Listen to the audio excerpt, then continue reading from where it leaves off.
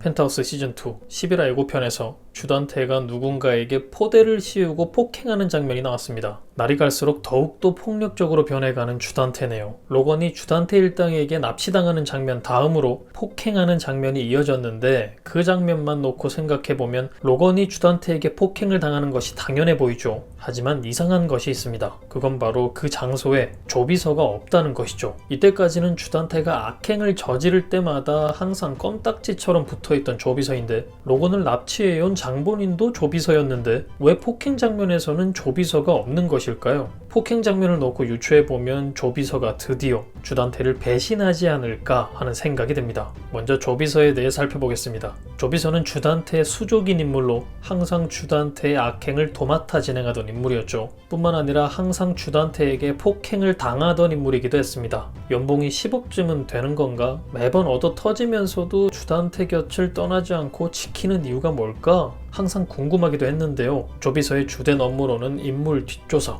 감시, 자질구레한 뒤처리, 주단태에게 얻어맞기 등이 있죠. 이러한 임무를 성실하게 잘 수행하던 조비서가 왜 주단태를 배신한다 생각한 걸까요? 그리고 11화 예고편의 폭행 장면에서 폭행당하는 인물이 왜 로건이 아닌 조비서라 생각한 걸까요? 예고의 첫 장면부터 주단태 일당에게 납치당하던 로건입니다. 그 장면에서 분명히 조비서가 앞자리 조수석에 탑승하고 있는 모습을 비췄는데 그 장면과 연결되는 폭행 장면에서는 말씀드린 것처럼 조비서의 모습이 보이지 않았습니다. 즉 주단태의 지시로 조비서를 비롯한 주단태 일당이 로건을 납치하게 되는데 조비서가 로건을 의도적으로 놔준 것 같아 보입니다. 그렇게 로건을 놓쳐버린 조비서를 주단태가 무자비하게 폭행하는 것으로 보인다는 거죠. 조금이라도 이상한 낌새가 느껴지면 옆에 있는 사람이 그 누구라도 의심을 해대던 주단태죠. 아마 주단태는 조비서가 자신을 배신한 것이라는 것을 알아채고 조비서를 폭행하는 것 같아 보입니다. 그렇다면 조비서는 무슨 이유로 주단태를 배신하게 된 걸까요?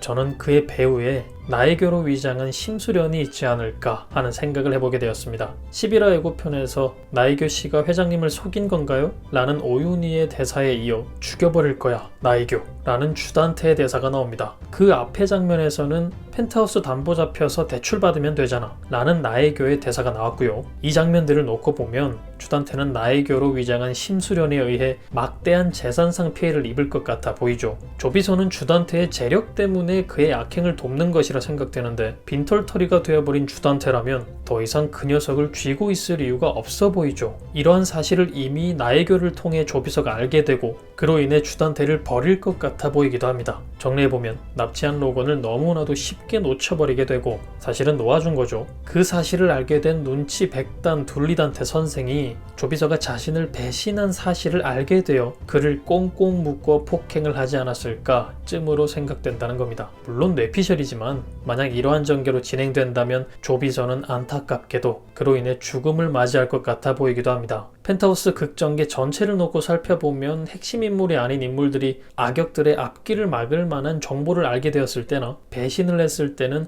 어김없이 죽음을 맞이했었죠. 특히나 조비서는 주단태의 모든 악행을 그 어떤 다른 인물들보다 많이 알고 있는 인물입니다. 주단태의 손과 발이 되어 모든 자질구레한 일들을 처리해왔던 그였기 때문이죠. 그러한 사실을 알고 있는 주단태가 조비서를 그냥 살려둘 리가 없어 보인다는 겁니다. 그러니까 주단태의 몰락을 조비서는 미리 알게 되고 배신했다는 것을 알게 된 주단태가 자신의 모든 비밀을 알고 있는 조비서를 그냥 살려둘 리는 없을 테고 평소처럼 그냥 무자비하게 폭행만 하는 것이 아니라 포대자루까지 씌워가며 폭행하는 것을 보았을 때 조비서를 죽음으로 몰고 가지 않을까 예상이 되는데요. 주단태가 시키는 나쁜 짓이란 나쁜 짓은 혼자 다 했던 조비서가 시키는 대로 했는데 매일매일 얻어맞기만 하던 조비서가 정말 사망하게 되어버린다면 이러면 안 되지만 조금 불쌍하다는 생각이 들기도 하네요. 왜 이상하게 정이 들어버린 건지 모르겠습니다. 펜트하우스 시즌2 역시 마지막을 향해 가고 있습니다.